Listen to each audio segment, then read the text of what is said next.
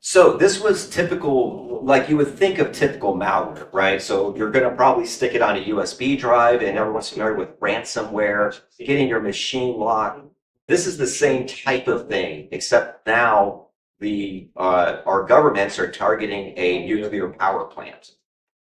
Okay, so the malware was able to do all the standard stuff like copy itself from the thumb drive to the computer, from computer to computer over network, and it would just spread out automatically.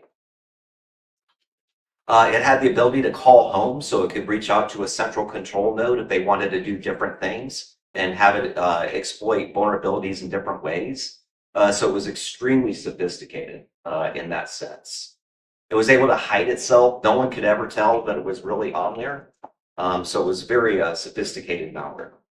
So I will jump in here. The ability to call home was important for STUXNET itself because as Iran tried to defend against STUXNET, they released future versions. But it's also really important for us who want to know what was going on. Because relatively early on, what happened is the people who run DNS took over that website, that URL, and redirected it to honeypots, where people at Symantec and other places started just getting all the information that Stuxnet was sending home and starting to look into it. That's when they started realizing there's different versions doing different things, different ways. A lot of that information comes from watching what information it sends home. An important point, although this becomes important later on, it could have also been impersonated or misleading information being sent to those honeypots, but that's really jumping a decade. Yeah, so just to repeat it on the mic for the recording and in case anybody couldn't hear, the gentleman here made the point that we don't know how much that information was real, right?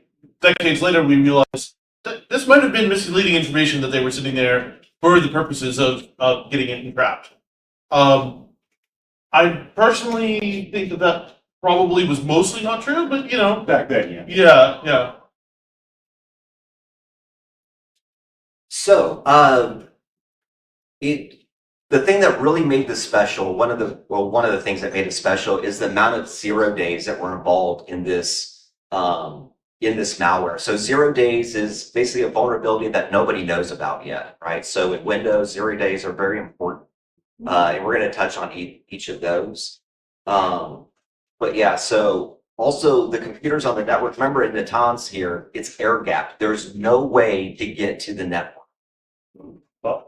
So completely secure until we bring in an operative to bring a thumb drive in to the nuclear facility. Evan von Saben, I hope I'm saying his name right. Allegedly, this is the person that did it. He was an engineer, worked on water pumps. So he was hired to go into Natanz. He was authorized, but he was recruited from the Dutch intelligence service to help us get Stuxnet into the environment. And it's interesting, they talked to his wife like decades later, and she said, yeah, we went on vacation for a 10-day vacation to Iran. And after the first day, he went out, came back all sweaty, said, okay, we got to go home now, and left immediately. So they only stayed for a day and immediately left. But she had no idea what was going on or why that had happened.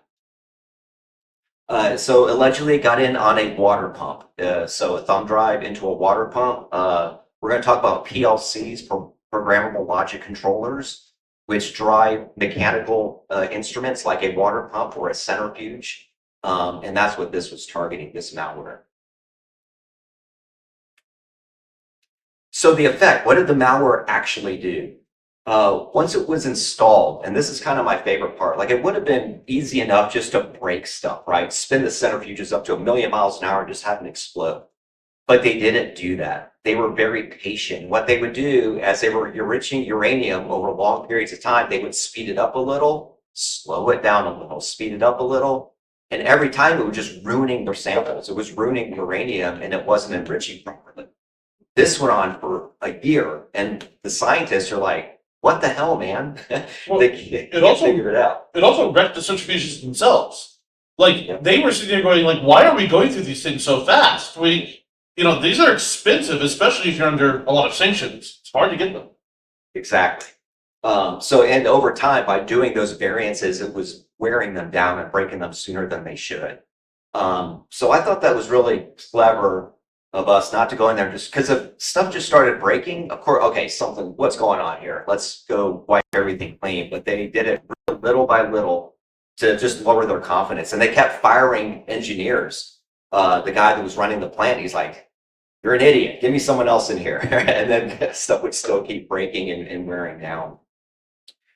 The other interesting thing is the PLC programmable logic controller. Of course, there's gauges and interfaces with computer software to see what's going on. Well, the malware actually would hide what it was displaying. So think about you're driving your car at 60 miles an hour down the road, but you're really doing 90. But it says 60 on there. So they would replaying the last 30 days of data that was valid while the centrifuges were spinning at different speeds and braking. And this was a design flaw in the PLC that it would allow you to actually overwrite memory within the PLC. So it wasn't even that hard for the malware to do, to say, hey, jam this data in here, and it would just display on there. One of my favorite things is they had a big red button, the famous big red button, like when something goes wrong, shit, stop, and they hit it, well, they cut that off, so it didn't do anything, the malware. So even if they thought something was going wrong, they'd hit the stop button and nothing would happen. Again, man, it has to be a bug or something. I don't know what's going on. And they denied it the whole time that any kind of malware was happening. We're air gapped, we're secure, there's no way.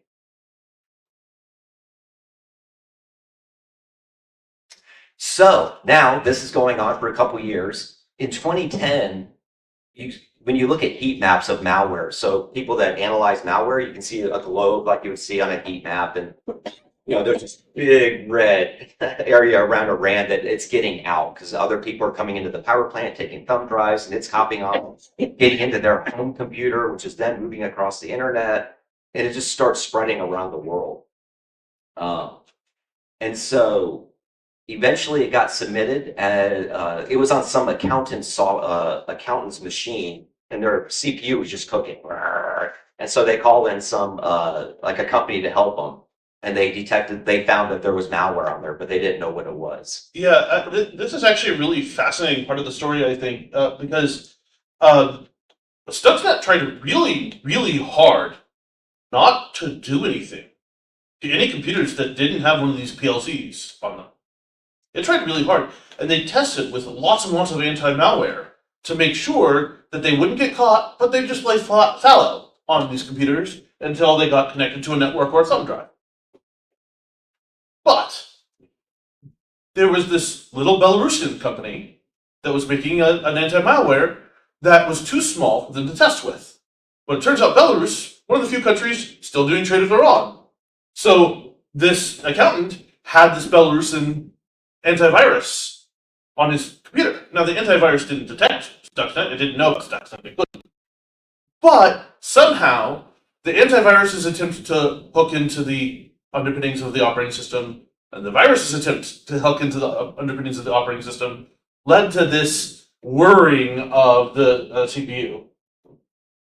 Yeah, absolutely. So it just happened chance, that this was detected in that sense. So eventually the researchers get hold of it from Symantec and such, and even at Microsoft. And there's a great story from a guy at Microsoft. I'll speak to that in a second.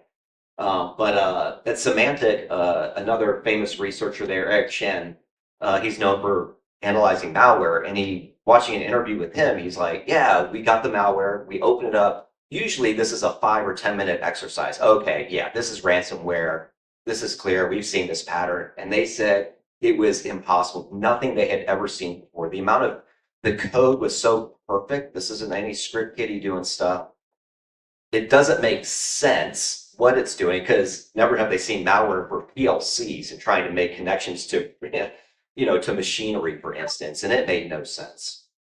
So it was pretty wild. And they spent a month looking at it before they kind of started narrowing in on what's going on.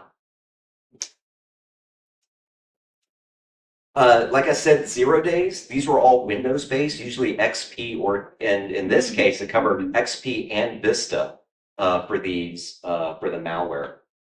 Again, these are unknown and governments will pay big money for 0 days because this is what they use them for typically. So the fact that there were 4 or 5 in one was just unheard of. Yeah, I mean that one of this one was terrifying things about Stuxnet is that this was clearly somebody very patient. Right? I mean, we're not pretty sure it was Mossad and CIA or the NSA or something, but it was clearly somebody very patient because most people they get their hands on 1 0 day and they just go to town. Collecting 4 or 5 and using them together, that's scary. Exactly. Principal vulnerability. It also found a task scheduler vulnerability. Another 0 day that was used, and some of these, like this one here, this was big in general once it came out because of STUXNET. Is that if you run things under task scheduler, you get admin permissions on Windows. So basically, run any task you want as admin and install your malware. So some of these were really critical when they were all critical when they came out, but affected other things, not just Stuxnet. So they were really important findings. Again, like this one was specifically Vista. So listening to a Microsoft researcher, they were like, code red, everyone wake up, middle of the night, there's these 0 days we just heard about. And so he determines on XP, okay, this other 0 day, okay, I'll disable it. I'll uninstall the print spooler, for instance, right? Okay, cool, the malware, that was it. Then his friends say, no, man, I'm still getting infected. What's going on? Well, because on Vista, they used this 0 day to infect that machine, and they couldn't figure out just that there was so many 0 days for different platforms. It was just unheard of. A keyboard layout, so like the little keyboard icon in if you want to switch to a European keyboard, that had a 0 day that allowed you to run as administrator on your machine. And like Andrew said, they just sat on these things and just waited for the right time to use them all together. Another one there. So on the detection, so the researchers kind of figure out, okay, this is for programmable logic controllers for the Siemens programmable logical controller that controls centrifuges. So they figured that out eventually. But they didn't know where yet. So, okay, so what area what are they targeting? Which one specifically, right? Which power facility? And clearly they knew it was Iran because of the heat map that, okay, they're targeting something in Iran. So what they did is, there's a video, and this is part of it here, where Iran was so proud of their facility that they took the press on a tour of it, and that was on the first screen that it had up as well with the centrifuges. And they had a screen like this one in there as well. This was actually grabbed from the video, I watched it. And researchers looked, and if you look at the screen that they're looking at, those little green dots there, you can see it looks like a matrix, right? And what they had seen was in the source code of the malware, there's all these array structures that were like 4 by 32. And okay, 4 by 32, there's all these arrays. And you look at the screens and they actually mapped up perfectly to what they had in the screens that they had recorded.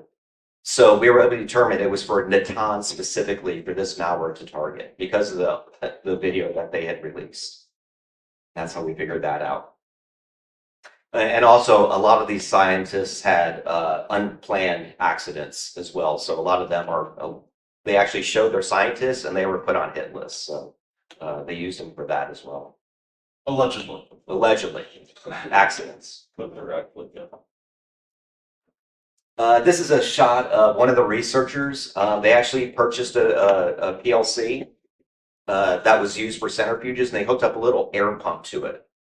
So it just would blow air, and they put a balloon, and they would install the malware on their test machine that they were using, and they'd just be sitting there, okay, waiting, and then boom, going, yeah, figured it out, and then hit the stop button, and nothing would happen. The balloon would keep going up. So they were real happy when they had figured that out. So overall impact, it slowed them down, but some experts say it was a failure. I don't know. It was kind of the first thing of its kind. when we look at the chart, I know it's probably hard to see, but you can see where Stuxnet started and everything just went flatline, right? But then they figured it out, cleaned their systems, and then skyrocketed with the enriching uranium as well. So you kind of take your pick on that, but I mean, it lasted for a couple of years, costing them a ton of money, right? Slowing them down. Eventually, they were pissed off and they tried to attack us back, but not to much avail. Little like denial of service attacks and such, but nothing too harmful in that sense. And that's the end of the Stuxnet. As far as some background, and happy to dive in. Andrew, do you want to start on? Yeah, so I want to talk a little bit about some of the takeaways that we can have here, I guess. That's probably the right word. And I'm going to start with more technical takeaways rather than geopolitical ones, because I'm not an expert in geopolitics. But I think that those are fascinating to talk about too, even if we'll be bloviating a bit more about those. But I mean, I think the number one thing is a reminder that a huge amount of physical infrastructure we're dealing with globally, especially here in the United States and other rich countries, is now digital as well. And these sorts of attacks are very possible. I do a lot of training of students as a professor. It's one of my main jobs, right? And there's a real attitude, I think, in the industry that certainly students see that, oh, well, getting things right doesn't really matter that much. You just move fast and break things, right? Security maybe matters, but it's certainly an afterthought. Yeah, it's job 4. That's a good way of putting it. But if you're building the infrastructure of the world, you got to get it right. You wouldn't drive on a bridge built this way, right? Like it would be if somebody made a bridge using the agile methodology of software development, you would stay far away. If you don't know what that is, this is a very common way of doing software development, where the idea is what you're trying to build is constantly changing underneath you as you're trying to build it. And for websites, this works great. But for infrastructure, you should not be using things like that. For bridges, 2 words: Tacoma Narrows. Yeah, Tacoma Narrows. You don't want that sort of thing happening. So, I think that this, to me, I mean, I'm biased. This is my research area. I love it. But I really think that we have to be thinking about how can we make sure that these things that we're building, I think that the dam hacking attempt was them trying to get control of our infrastructure that could do things like flood towns in the United States. We don't want Iran to be able to control that. So we better make sure that these things are darn near impenetrable. Do you have questions? Any questions?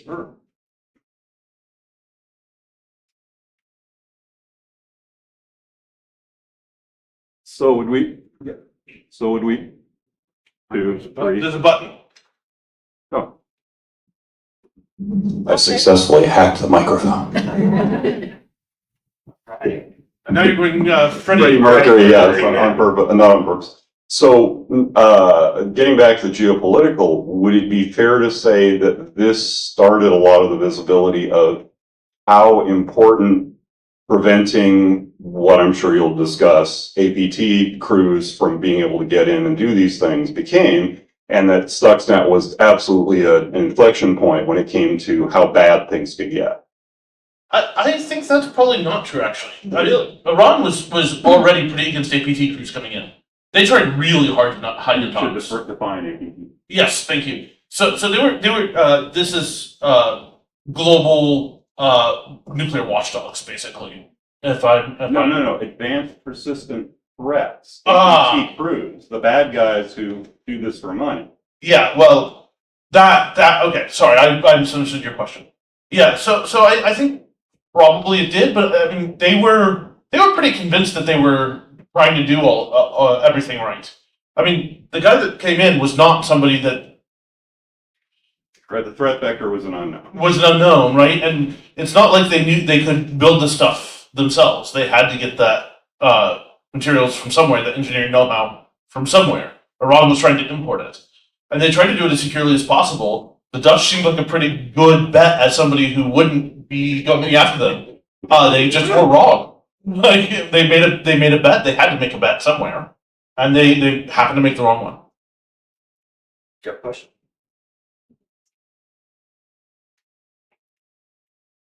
Yeah, is it? I don't know. Sure, we can hear you. It's fine. The question I have is for those people who are doing the offensive side of this, are they counterbalanced within their own shops with a defensive? So in other words, like in medical research, if they develop something, there's hopefully somebody saying, okay, we can't release this because we don't have a cure for it yet.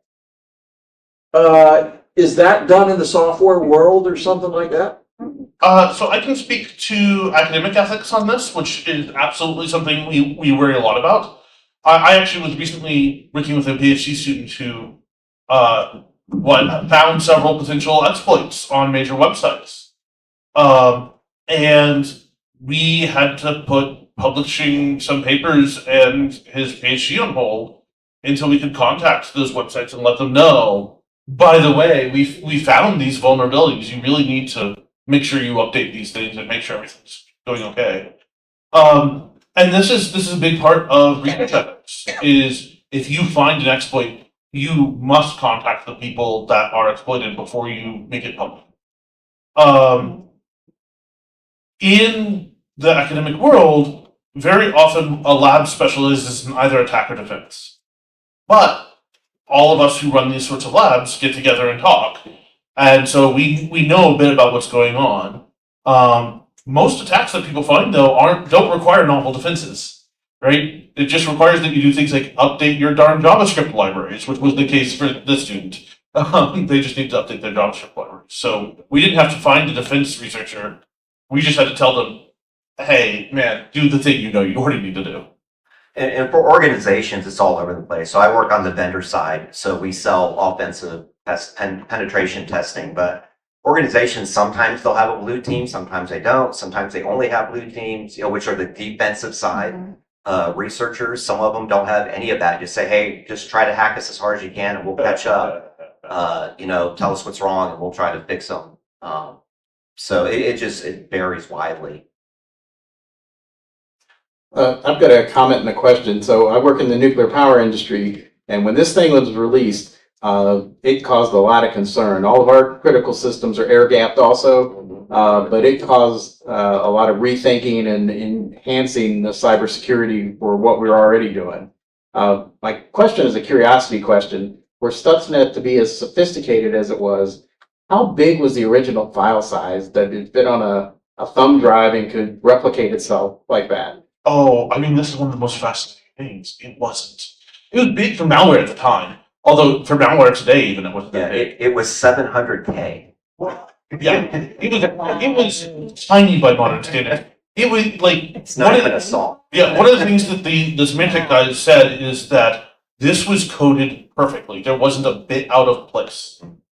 Yeah, tiny. So you hit on a topic earlier about agile methodology, and given the concept of it, even though it's not great outside of software development, it still has some great foundational processes from an infrastructure standpoint. And given within like DoD entities and things like that, with RMF continuous monitoring, things like that, how do you, and with the increased agility and ability of AI, how do you create an infrastructure methodology that allows you to be agile while still maintaining the necessary infrastructure? Because as I'm sure we are most, if not all, aware, the government is not exactly always on the latest and greatest. So it has been a vulnerability and will continue to be until we can come up with a better methodology. So thoughts? Well, my first thought is if you can solve that problem, we can make $1 billion. That's what I was thinking. I've suggested you take each AI and you tell it to, iteratively come up with a better solution, but that's a whole different issue. So, Yeah, it's tough. You could have, it's always what the age-old saying, the weakest link is the human, right? It doesn't, you could be air-gapped, you could whatever, but you have a human come with a thumb drive, or maybe you're not air-gapped, but here comes an email to your employee and they click the link and now you're done for. But you had the best firewalls, you had the best infrastructure, but there's always just that random. I mean, one of my favorite stories that we won't get into too much detail on, I don't have the details in my fingertips anyway, is RSA, one of the best security companies in the world, lost, they had a whole bunch of security keys lost. Why? Because somebody did the equivalent of calling up one of the low-level people who had access to that and asking, "Hi, I'm the password inspector. I'm here to inspect your passwords. Can you tell me what they are so I can make sure they're strong enough?" And they gave it to them. It doesn't matter how good all of your security is. They had excellent security, but weakest link. yeah. But, I don't want to sound too down on agile methodology. I teach agile methodology. I think it's great. I also think that for certain things, we really do need to be able to say, no, we're going to build the bridge this way, and we're going to make sure it works before we deploy it. And absolutely mixing the two is important, and nobody knows how to do that well. Thank you. That could easily be an entire conference, so I'm going to not comment on it, even though I want to. But getting back to the earlier gentleman who works in nuclear security, I work a lot in utilities, and unfortunately, in both water and if people understood how fragile your water and power are, they would be living in a 10 by 12 shack and only communicating by postal.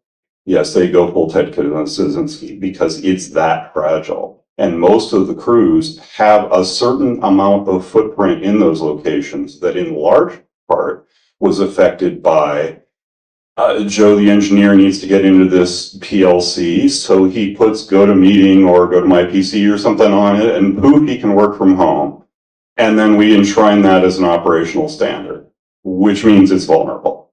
And so we went from, the other thing that happened in that period is we went from systems that were too stupid to hack to systems that were too stupid to tell you they had been hacked. And we're still evolving that. So, other than screaming constant vigilance every 5 minutes, there are things that can be done. But yeah, it gets back to the human factor. But a lot of these systems are not anywhere near as stratified as they need to be for the level of security they should have. Yeah, I mean, usable security is a really important research area, and it's exactly these sort of things. But I might steal from you the too stupid to hack, too stupid to tell you they've been hacked. I like that. Oh, that's not mine. That's Risky Biz. And I'd add If you're not listening to Risky Biz, you need to be listening to Risky.biz every week. Yeah, the critical infrastructure piece is super important. And we saw that a few years ago with Colonial Pipeline hack, right? Where we lost gas, along Oh, the we're East seeing it all the time Coast. with DHRs. Most of And that's- Australia's AHRs were down. And in that scenario, I'm not sure how the ransomware got in, but they got ransomware, the Colonial Pipeline machines. And I had always believed that it affected the pipe, so the pipelines didn't work anymore. Like they were shut down. But it turns out that Colonial Pipeline did it themselves. Even the pipeline was separated, and they panicked. They're like, "Oh my God, don't let it go over there!" And they stopped it themselves, the pipelines. And that's kind of weird that panic scenario where, oh my gosh, what do we do? They actually caused it by shutting down the lines. And then that further, it gets into the ransomware. They paid it, right? I mean, should we be paying the fees for that? But what choice do you have, right? I think it was like $5 million, which is probably nothing to Colonial Pipeline, but so it's another interesting topic as well. Just largely ignorant here. When it comes to the programmable logical controllers, how prevalent are they in things like electric motors that we see in vehicles that are not air gapped, right? That brag over the air updates in terms of any kind of device that we're utilizing these days that is produced once and then programmed for multiple installations across different products. As far as I know, they're all pretty unique to what they're targeting. Like with cars, they're not PLC control; those are like CAN bus controls. But those have been well documented hacking cars. You can find tons of YouTube videos on that where driving down the road. Hey, watch this! I'm gonna turn the windshield wipers on. From the laptop. Windshield wipers turn on. So yeah, there's been a lot of research around cars as well, especially now that they're self-driving. Then our program logic controllers mostly confined to industrial purposes. That's typically what I'm familiar with, that's where you speak about PLCs is in industrial Yeah, settings. so the term PLC is almost always industrial as far as I'm aware, but the basic idea is ever, right? The basic idea of, hey, let's have a piece of hardware that's designed to control this using software. One of the interesting things about PLCs is that they're almost always controlled using old versions of Windows, which is a fascinating way to run industry to me, but don't be asking me. XP for life. So with the caveat that I am not a subject matter expert, I administrate Cisco and Teams nonsense about as deep as I get into it. But you mentioned that your company is working on using agentic AI for attack vectors. So my work email inbox is filled with my company trying to push AI for every single vector of tech support that they possibly can. Do you think that there is a level of concern about, or I guess the way I could phrase it is, do you think that there is enough caution being taken in the cybersecurity industry to not overinvest in relying on AI for everything? Because I know cyberpunk is fiction, but like the whole 5-second war thing where a bunch of security AIs went nuts on each other and that caused a huge problem. Is that in any way feasible, or a version of that feasible? Do you think there's enough caution being taken? I don't know about that specific scenario, but AI, that ship is launched, right? I mean, everyone's doing it as fast as they can now. And just every week it's a new type of leak through AI, right? Being able to extract GitHub keys using Copilot and GitHub. Pretty crazy stuff, and they're not testing it well. And still being on the attacking side, testing AI for vulnerabilities itself is still brand new. We're still just learning how to test those systems. And there's all kinds of startups now that are getting into it to do that, to try to figure out, okay, can I trick your AI to give me all the credit cards you have stolen in your customer service portal, right? So it's still new. So do you think we might not be, we're getting ahead of ourselves a little bit on that front, or? Yeah, I mean, I probably, but there's no stopping it. I mean, on the defense side, I can tell you that people are using AI to program, and I think it's a big mistake. Not necessarily in general, but right now. The best evidence we have suggests that the use of AI to program makes programmers think they're going faster, but does not actually make them faster, makes them slower. And in the meantime, it introduces way more bugs, including major security bugs, which then AIs can find, because using AI to find a vulnerability, I think is way more reasonable with the current technology, because it's very good at randomly searching the space. Right? And if that's all you need, which is what you really need when doing testing a lot of the time, great. But you want to use it to patch things, to determine your security, to determine your defenses, I'd be very skeptical. Thank you.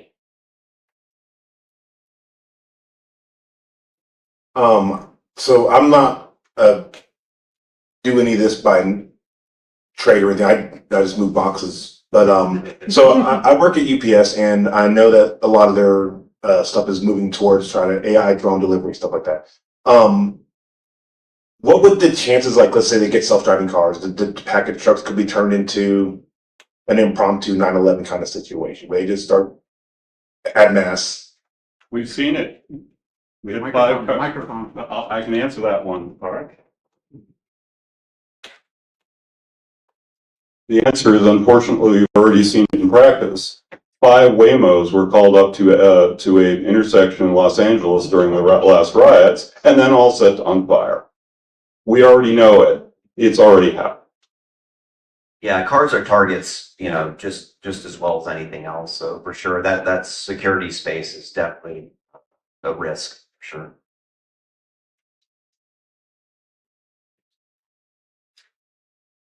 Hey, good morning, y'all. If I can go back to ethics for a second, but not in the academic world, but in the outside world. Cool as heck the patients, like you said, to keep those 4 or 5 days, zero days to themselves. But ethically speaking, every bank, my home computer, everybody else is also vulnerable to those 0 days during that time. Where does that ethical conversation stand today as far as government versus taking care of our own people, so to speak? Yeah, military ethics now is what we're talking about, right? Because I mean, this is military and espionage.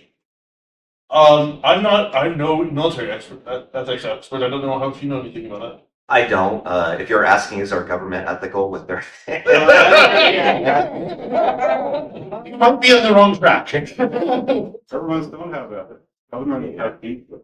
But if we don't have these 0 days, China will. Somebody does, and they hold on to those and use them for government, nation state, whatever purpose they need it for, and they're going to hold on to it. But there's a reason I described this as scary.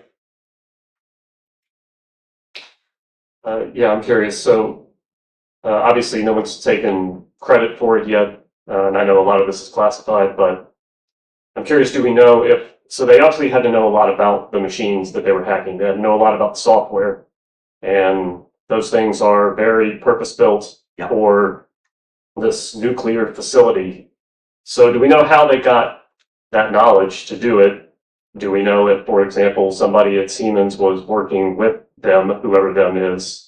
They don't think that's the case. Okay. It is alleged, though, they did get a centrifuge and the PLC, the people that created it, Mhm. and actually had physical machinery to create the malware. But Yeah, notably, I mean- a lot of this stuff was commercially available from Siemens. I mean, that's how That's wild, it. isn't it? Right? That you So- could just buy that? Yeah. Not dual purpose. Thank you. Mhm. Yeah, we were talking about AI getting smarter while we're waiting for questions. One of the interesting things, and you're talking about, source code leading to vulnerabilities, and the AI stuff that we're working on today, it's pretty wild, the things that I'm seeing, where it'll take source code. You can upload the source code and say, hey, it'll analyze and say, looks like there's SQL injection here. So we tell AI, hey, what vulnerabilities are there? And it will actually walk the source code and figure out, okay, I can see it's being called, this call, which has SQL injection, is being exercised for this endpoint call. Now let me craft an attack that I know should work. And it'll send the attack to try to exploit that code. You know what? That didn't quite work. Let me try a different mechanism. Let me try a different encoding on the attack. And watching the AI figure out its way from source code to the API call to actually the exploit, it's pretty wild stuff, and it's coming along quick. Sure.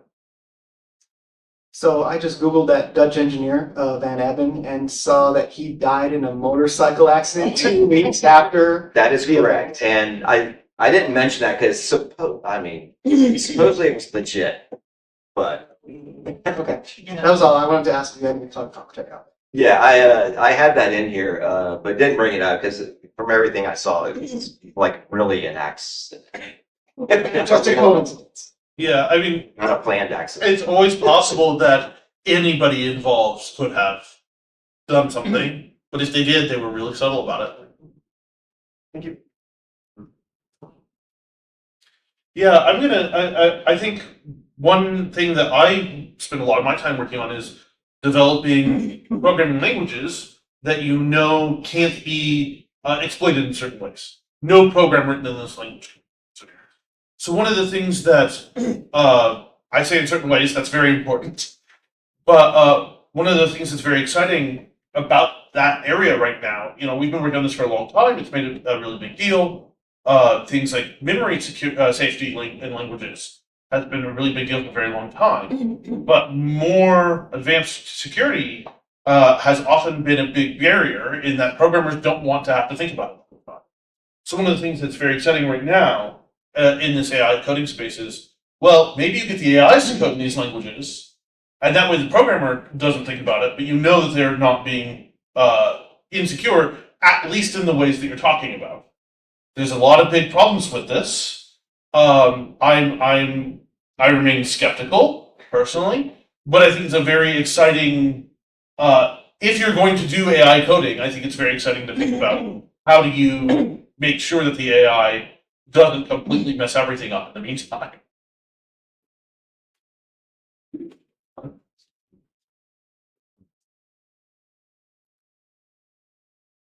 And that quickly gets into, are you adding complexity or security?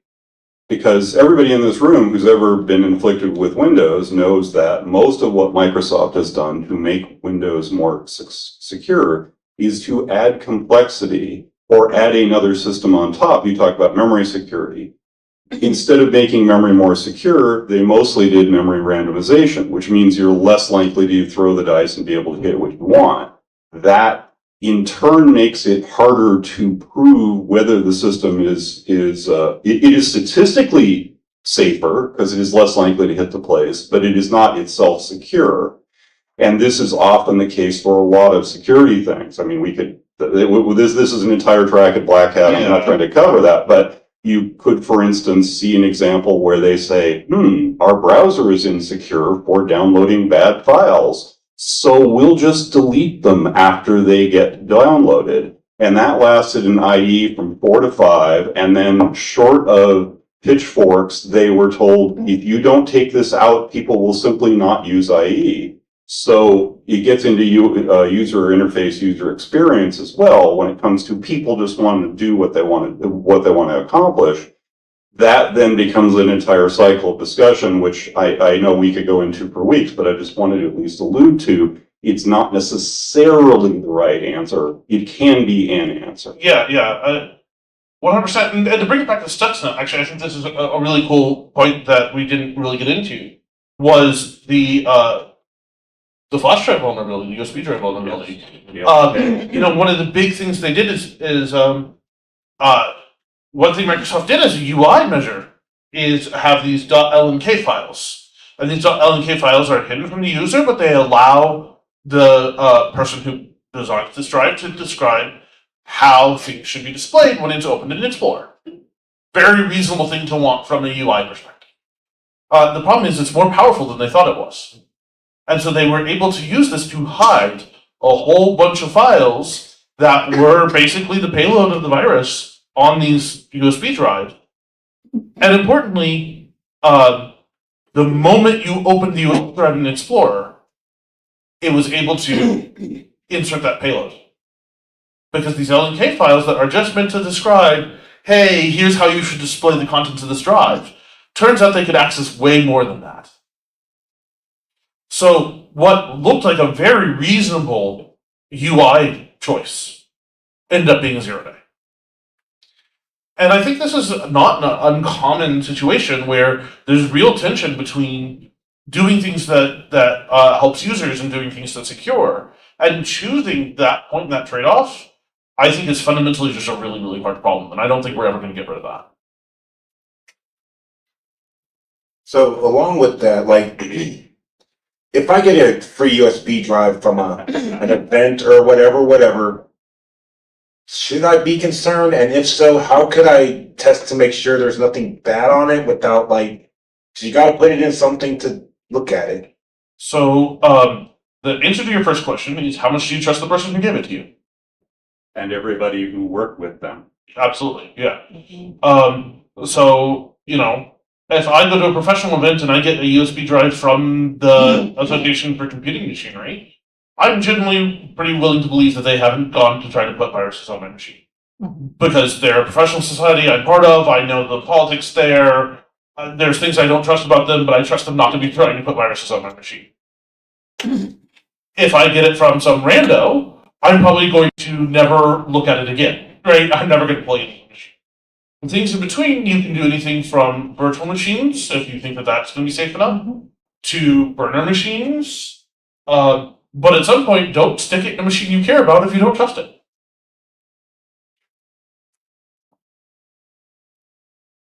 Do you have anything to add to that, Ray? Do you have any more practical advice? Just don't, you find a thumb drive at a convention that says free porn on it, don't put it in your machine. I guess we're wrapped up. We're hanging out if y'all want to chat or I mean, if you have any other takeaways that we haven't gotten to, that you wanna get to, we I can. don't think so. Yeah, I'm happy to take more questions. Yeah, we have some time. Hi again. So I thought of a clarification to the question I had asked earlier. So we know that there is always a disconnect between corporate and engineering, right? So to say. A lot of where the concern of my question was coming from is do you, being in the space, do you feel like corporate is listening to engineering enough regarding how to be, what level of caution to take or what speed to move at? Yeah, security is still not a first-class citizen for corporations. It's what it is, features. It's all about features. Get that into the product now. Let's go. I worked on a mobile application pen test team, so we ran that at HP. And we would have banks back in the day when they had the new feature, take a picture of a check on your phone, right? That everyone probably uses now. And so they had submitted it to us for testing before, said, hey, test this real quick. We're in a hurry to get it into the App Store. We need to get this feature in, right? The pressure.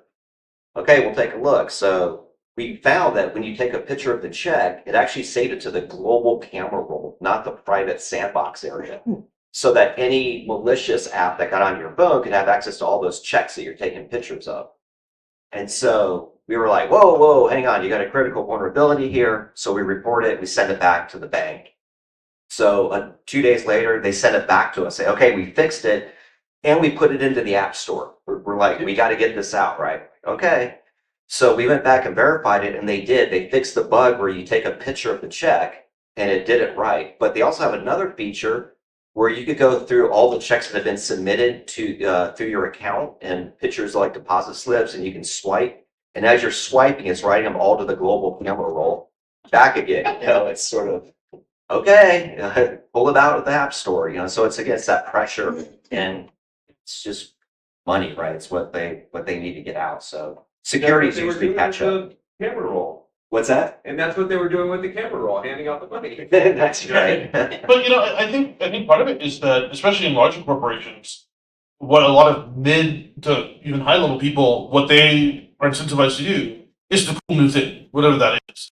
I mean, I tell you as an educator, the amount of pressure I get to use AI in the classroom, despite the fact that we know that in the sort of classes I teach, using AI causes students to not learn the material that we need them to learn. But it's the cool new thing. You have to use it. And it's just tough. And I have run into organizations, it's rare, but they have a very good program, very mature AppSec program where, hey, critical vulnerabilities we do not ship, right? High is a 30-day fix that has to get fixed, and very mature setup, but that's the rarity for sure. It's usually always catch up. Thank you. I think I saw a question here into the microphone. Oh yeah, this was just sort of a thing that popped into my head when you said that when you did the second review of the check photographing software, you found this the vulnerability.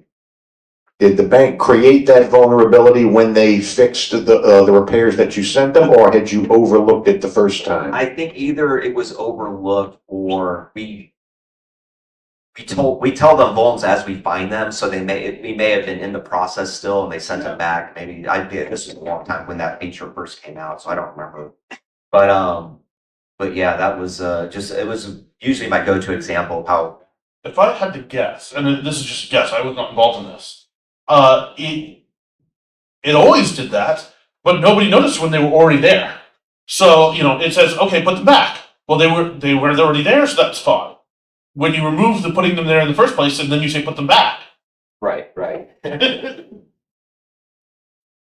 Two things.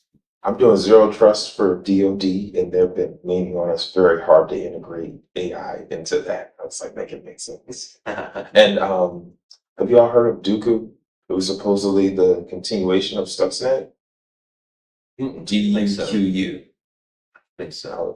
You don't see nearly as much written about that as you do Stuxnet. Just one of them I've heard about that. Yeah, that sounds really fascinating. I'll have to look into it. If you have any pointers, I'd be super happy to hear about it.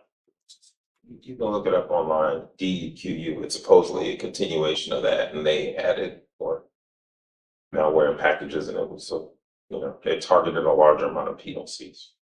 Okay, yeah, that's really interesting. I will definitely look into that. Yeah, it's on Wikipedia. Yeah. I mean, I'm not surprised. I mean, it is still the absolutely the policy of the United States and of Israel that Iran cannot get a nuclear bomb. And we're going to be doing everything we can to do that. I mean, we went to rather extreme measures earlier this year about that. I would be shocked if we weren't continuing to use cyber attacks there. Obviously, I don't know what those are because that is highly, highly classified. All right, any other questions? We have about 5 minutes left. Yeah. So I'm just curious, like when the ethics of it, whatever. So if you use cyber attacks on another country, can you really be that upset if if they try to wreck us because we tried to wreck them? Is it like, where does that lie? I mean, at some point, you're allowed to be upset over whatever you want, I guess. But yes, what's good for the goose is good for the gander is not usually considered to be geopolitical policy. To follow on to that, a few years ago, more than a few years ago, early in Putin's administration, Russia released a policy that basically said, we reserve the right for retaliatory attacks in kind if someone essentially deploys, for instance, a WMD against Russia. Now, the thing is, though, they define a weapon of mass destruction as anything that causes mass destruction, no matter what the actual technical nature of the weapon was.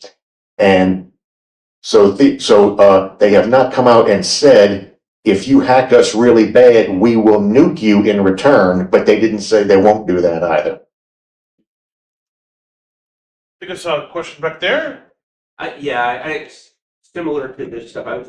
Yeah, for the recording, please. Yeah, what is the bigger vulnerability? Nation states doing the task against each other, or criminal organizations, and I would consider North Korea that, as opposed to a nation state. I mean, if you can find the line between the two, you're doing better than most nation states. Okay. A huge amount of the Russian hacks that are directed by the Russian government are executed by organized crime. Yes. That the Russian government just pays to do this. Like, the U.S. is hardly opposed to paying organized crime to do our dirty work. I don't know of us doing that with hackers at this point because we have really good hackers in our government.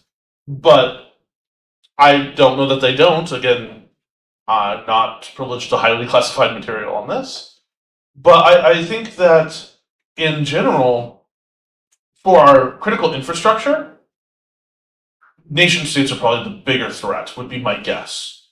But for you personally, I think it's probably organized crime trying to do things like get your social security card number and your credit card. But the difference between these two may not be as bright as you'd like.